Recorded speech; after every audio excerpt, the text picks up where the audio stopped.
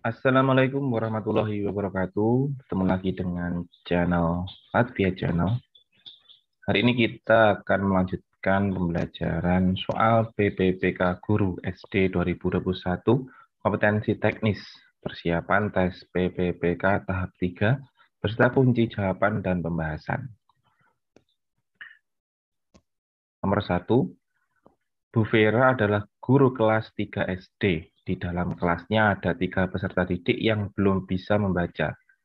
Ketiga peserta didik setelah diidentifikasi mengalami kesulitan dalam identifikasi kata-kata yang diucapkan dan mengubahnya menjadi huruf atau kalimat.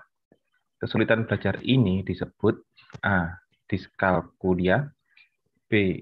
Disleksia, C. Disgrafia, D. Auditory dan Visual Processing Disorder, E. Nonverbal Learning Disability. Pembahasannya, disleksia adalah bisa diartikan sebagai kesulitan membaca secara teknis atau kesulitan akan kata-kata yang diucapkan dan sulitnya mengubah kata menjadi huruf. Disgrafia, kesulitan menulis baik berupa merangkai huruf dalam kata atau membuat kalimat lengkap. Diskalkulia, kondisi di mana seorang anak memiliki kesulitan memecahkan soal matematika dan mengalami kesulitan menangkap konsep-konsep matematika. Auditory dan Visual Processing Disorder, sebuah gangguan sensorik yang mempengaruhi kemampuan anak untuk memahami bahasa tertulis atau lisan. Nonverbal Learning Disability, kondisi ini merujuk pada ketidakmampuan anak untuk menggunakan aspek intuitif, pengetahuan, visual, dan pengolahan fungsi saat belajar. Kunci jawabannya adalah C. Disgrafia.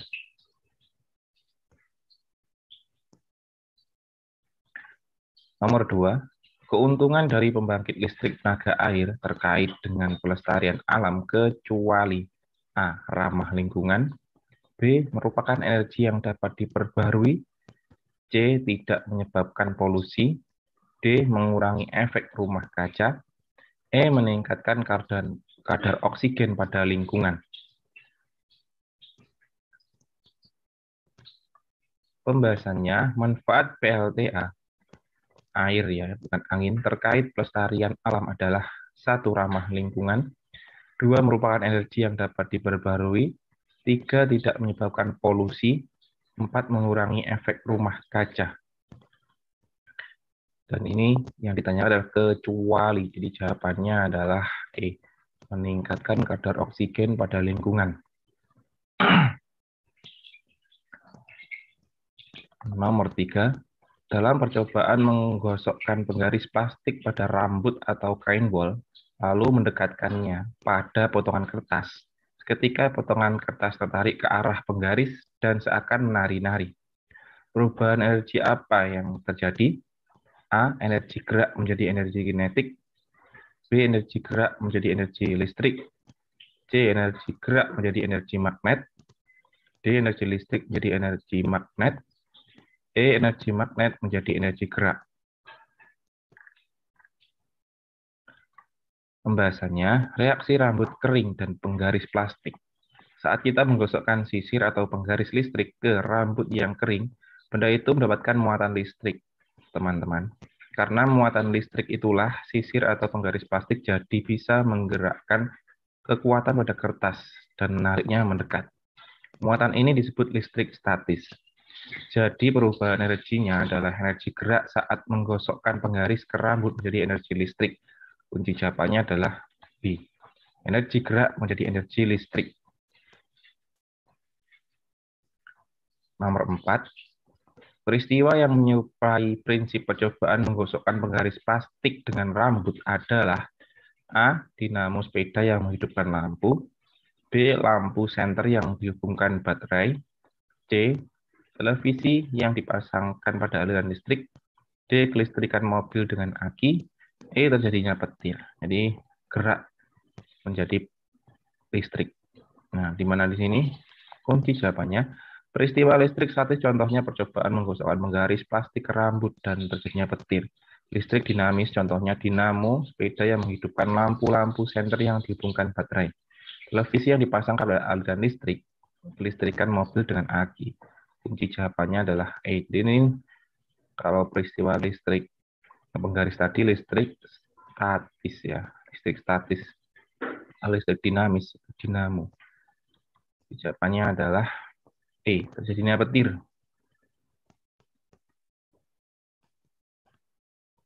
Nomor 5. Denny, Rudy, dan Siska adalah 3 bersaudara yang terkenal cerdas dalam membelanjakan uang jajannya.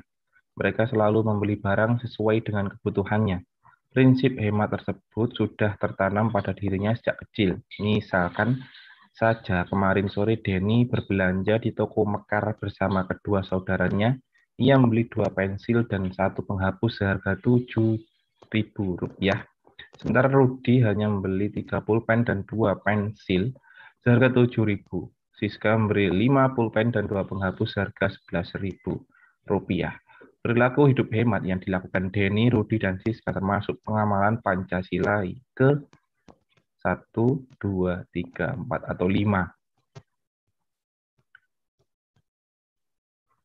Pembahasannya, hemat adalah sikap yang sesuai dengan pengamalan sila ke-5 dari Pancasila. Contoh butir pengamalannya adalah tidak menggunakan hak milik untuk hal-hal yang bersifat pemborosan. Jawabannya adalah E. Sila ke-5.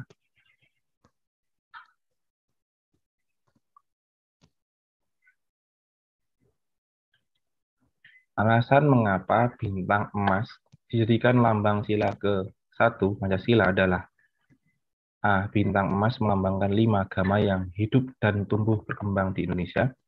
B. Bintang emas menggambarkan 5 agama cerminan kehidupan bangsa yang saling menghargai.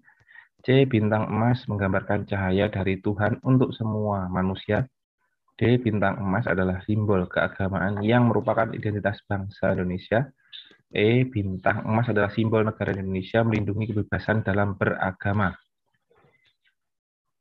Pembahasannya, bintang emas merupakan simbol sila pertama dalam Pancasila berbunyi ketuhanan yang Maha Esa.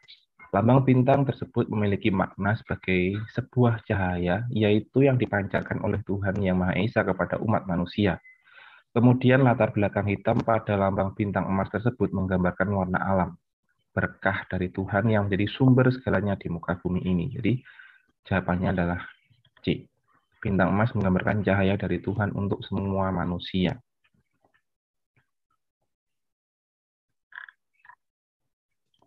Nomor 7. Lingkungan alam dan lingkungan sosial sekitar merupakan sumber belajar IPS yang sangat penting karena memberikan pengalaman langsung kepada peserta didik. Rencana pembelajaran IPS yang menggunakan lingkungan sekitar sebagai sumber belajar untuk memahami benda-benda dan fenomena di sekitarnya dapat dilakukan dengan metode pembelajaran inquiry. Dalam metode tersebut, guru memiliki peran yang sangat penting sebagai A. Fasilitator yang menunjukkan dan mengarahkan apa yang harus dilakukan oleh peserta didik di dalam lingkungan. B. Manajer yang mengatur dan mengelola sumber belajar, waktu, dan mengorganisir kelas dalam kegiatan belajar di dalam lingkungan. C. Administrator yang bertanggung jawab terhadap kegiatan di lingkungan sekitar sekolah. D. Motivator yang memberikan rangsangan kepada siswa agar dapat berpikir dengan aktif dan kreatif untuk mempelajari benda-benda yang ada di lingkungan sekitar. E. Sumber informasi yang memberikan penjelasan dan informasi berkaitan dengan fenomena yang ada di lingkungan. Pembahasannya, dalam pendekatan inquiry, guru tidak berperan sebagai sumber belajar karena kegiatan belajar yang paling utama adalah melakukan penyelidikan terhadap benda-benda dan fenomena alam. Dalam kegiatan tersebut, peserta didik didorong untuk mencari pengetahuan dengan cara melakukan pengamatan terhadap fenomena atau benda-benda tertentu. Kegiatan belajar pada dasarnya bersifat independen sehingga guru berperan sebagai manajer, motivator, administrator, serta fasilitator. Sintak pembelajaran inquiry yaitu 1. Penyajian masalah, 2. Verifikasi data, 3. Melakukan eksperimen, 4. Merumuskan penjelasan, 5. Melakukan analisis data. Tugas utama guru adalah merancang kegiatan belajar mengajar secara konstruktif agar peserta didik dapat belajar secara mandiri guna menyalurkan rasa ingin tahunya sehingga dapat menemukan pengetahuan baru yang lebih bermakna dan bermanfaat bagi kehidupannya. Di samping itu, tugas penting lainnya mengarahkan dan memotivasi peserta didik tidak putus asa dan terus bersemangat untuk belajar mengeksplorasi alam dan lingkungannya. Dalam konteks ini, maka jawaban yang paling tepat adalah A. Karena peran guru dalam kegiatan pembelajaran dengan metode inquiry di luar kelas adalah mengatur, menunjukkan, dan mengarahkan apa yang harus dikerjakan oleh peserta didik di dalam lingkungan tersebut. Jawabannya A ya, ditunjukkan oleh pembahasan tadi, fasilitator menunjukkan dan mengarahkan apa yang harus dilakukan oleh peserta didik dalam lingkungan.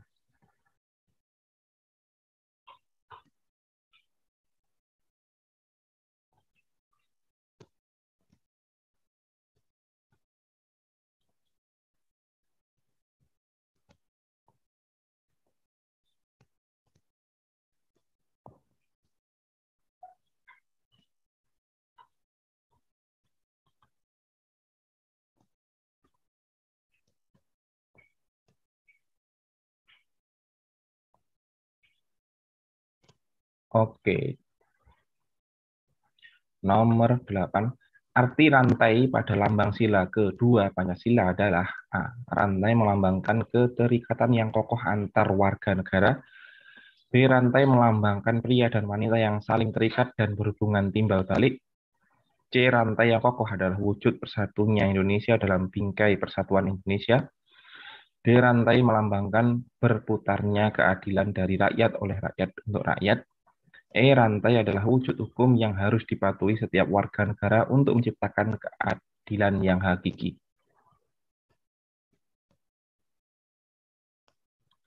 Pembahasannya, rantai emas merupakan lambang dari sila kedua yang berbunyi kemanusiaan yang adil dan beradab. Mata rantai dalam simbol tersebut berbentuk persegi dan lingkaran yang saling mengaitkan. Mata rantai berbentuk persegi 4 merupakan lambang laki-laki, sedangkan mata rantai lingkaran menggambarkan perempuan. Kemudian mata rantai yang saling mengaitkan melambangkan hubungan timbal balik antar umat manusia, baik laki-laki maupun perempuan. Jadi jawabannya adalah B. Rantai melambangkan pria dan wanita yang saling terikat dan berhubungan timbal balik.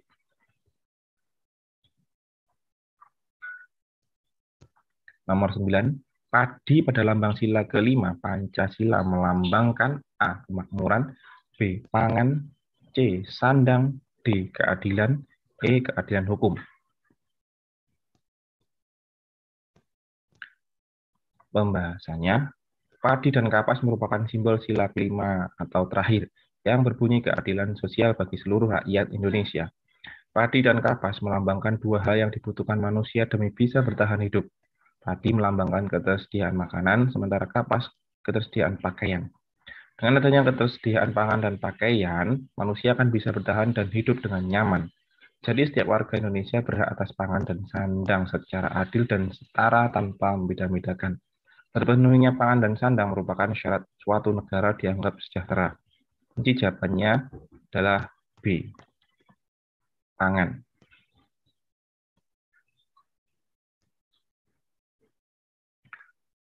Selanjutnya nomor 10. Pertumbuhan dan pertambahan jumlah penduduk di muka bumi membawa permasalahan yang sangat kompleks bagi kehidupan umat manusia. Kerusakan lingkungan hidup dirasakan semakin parah, di mana hal tersebut merupakan sebuah konsekuensi yang harus ditanggung oleh umat manusia karena A. Peperangan memperebutkan sumber daya di antara negara-negara di dunia. B. Keinginan untuk menguasai dan mengeksploitasi sumber daya yang berlebihan. C. Keserakahan umat manusia untuk menumpuk kekayaan dan kesejahteraan. D. Semakin besar jumlah penduduk, semakin besar sumber daya yang dibutuhkan. Upaya untuk menyediakan fasilitas hidup dengan cara mengeksploitasi alam. Jumlah penduduk dunia menurut Biro Statistik Amerika Serikat mencapai 7,53 miliar pada Januari 2018. Cina, Amerika, India, dan Indonesia merupakan negara dengan jumlah penduduk yang terbanyak. Untuk memenuhi kebutuhan manusia sebanyak itu, maka diperlukan eksploitasi yang semakin intensif atas sumber daya yang ada. Kegiatan eksploitasi sumber daya dan lingkungan yang besar-besaran tanpa diimbangi dengan kesadaran untuk menjaga kelestarian merupakan sumber kerusakan lingkungan hidup. Pembangunan berkelanjutan adalah pembangunan yang memenuhi kebutuhan masa kini tanpa harus mengurangi kemampuannya untuk memenuhi kebutuhan dari generasi yang akan datang. Jawabannya adalah D. Semakin besar jumlah penduduk, semakin besar sumber daya yang dibutuhkan. Nomor 11, urbanisasi merupakan salah satu fenomena yang melanda negara-negara yang sedang berkembang. Perspektif geografi terhadap fenomena urbanisasi adalah A. Perubahan budaya dalam bekerja, B. Perluasan suatu area atau wilayah, C. Kedekatan antar ruang permukaan bumi, D. Penyebaran iptek yang merata, atau E. Tempat tinggal yang semakin rapat.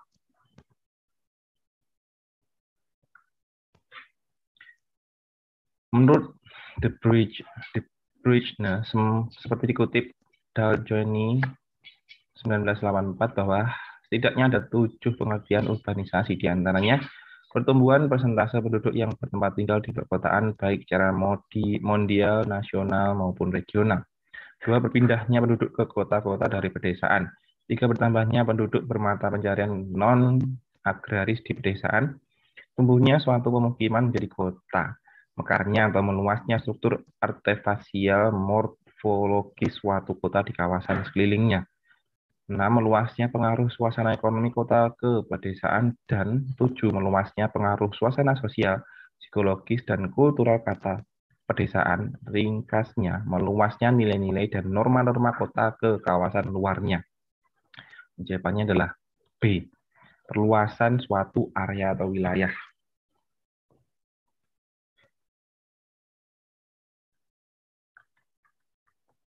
Dampak positif perkembangan dan penerapan ilmu, pengetahuan, dan teknologi terhadap masalah lingkungan hidup adalah munculnya kajian tentang A. Kawasan industri baru, B. Pemberdayaan lingkungan, C. Ide dan gagasan baru, D. Pengembangan temuan baru, E. Budaya imajiner yang interaktif. Pembahasannya, teknologi yang diciptakan manusia untuk lingkungan hidupnya menjadikan teknologi sebagai pengatur keseimbangan terhadap kerusakan yang telah dilakukan oleh manusia dan mengakibatkan manusia sangat bergantung terhadap penggunaan teknologi. Penemuan yang canggih dalam bidang industri ini menyebabkan dampak bagi lingkungan. Sasaran pembangunan dalam bidang industri harus ditunjukkan bagi upaya meningkatkan kesejahteraan masyarakat serta memberi kesempatan hadirnya industri baru untuk menyediakan sarana dan fasilitas bagi masyarakat. Jawabannya adalah A. Kawasan industri baru.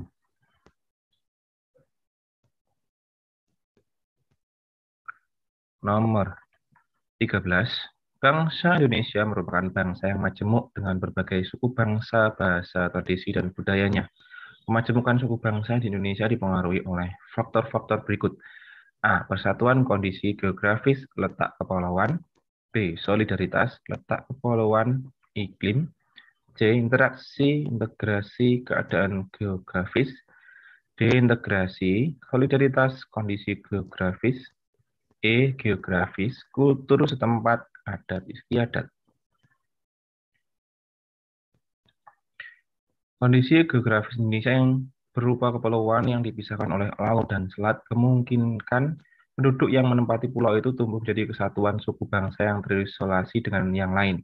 Setiap suku bangsa mengembangkan pola perilaku, bahasa, dan ikatan budayanya lainnya yang berbeda dengan suku bangsa yang lain. Hal ini merupakan adaptasi manusia dalam rangka menyesuaikan diri dengan alam serta selaras dengan kehidupan alam di mana mereka tinggal. Bentuk wilayah kepulauan memberikan dampak terjadinya perbedaan pada bahasa, pola pikir, kebiasaan, dan perilaku, serta adat istiadat di antara suku bangsa Indonesia. Jawabannya adalah E. Geografis, kultur setempat, dan adat istiadat.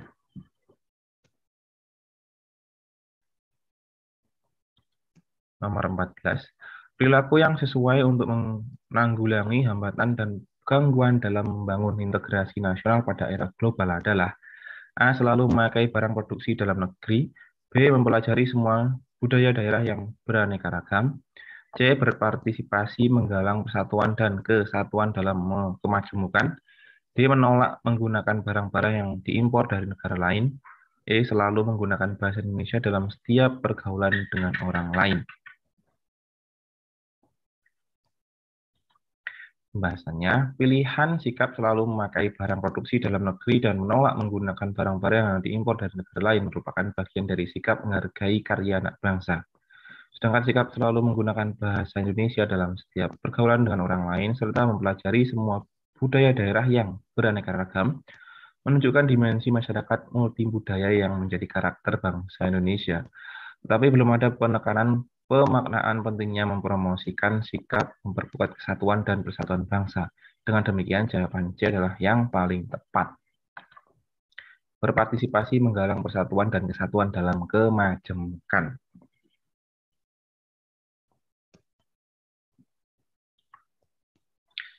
15. Dengan adanya perubahan zaman, abad globalisasi, berbagai kemajuan ilmu pengetahuan dan teknologi sebaiknya kita A. memanfaatkan kemajuan secara keseluruhan, B. berhati-hati dalam menerapkan kemajuan iptek, C. kita harus memanfaatkan potensi bangsa kita sendiri, D. tidak semua modern itu baik dan untuk bangsa, E. menyaring kemajuan itu dengan nilai-nilai Pancasila.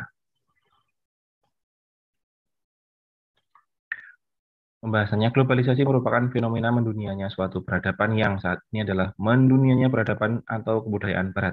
Sehingga globalisasi sebenarnya berdampak positif dan negatif bagi negara-negara di dunia. Misalnya, dampak negatif globalisasi adalah kebebasan yang tak terbatas atau kebablasan. Tata kelakuan atau pola hidup bangsa timur semakin bergeser mengikuti arus kebarat-baratan, westernisasi. Pancasila sebagai dasar negara Indonesia menjadi penyaring dalam kemajuan globalisasi yang tidak bisa dihindari. Jawabannya adalah E. Menyaring kemajuan itu dengan nilai-nilai Pancasila. Baik, terima kasih 15 soal ini. Semoga bermanfaat.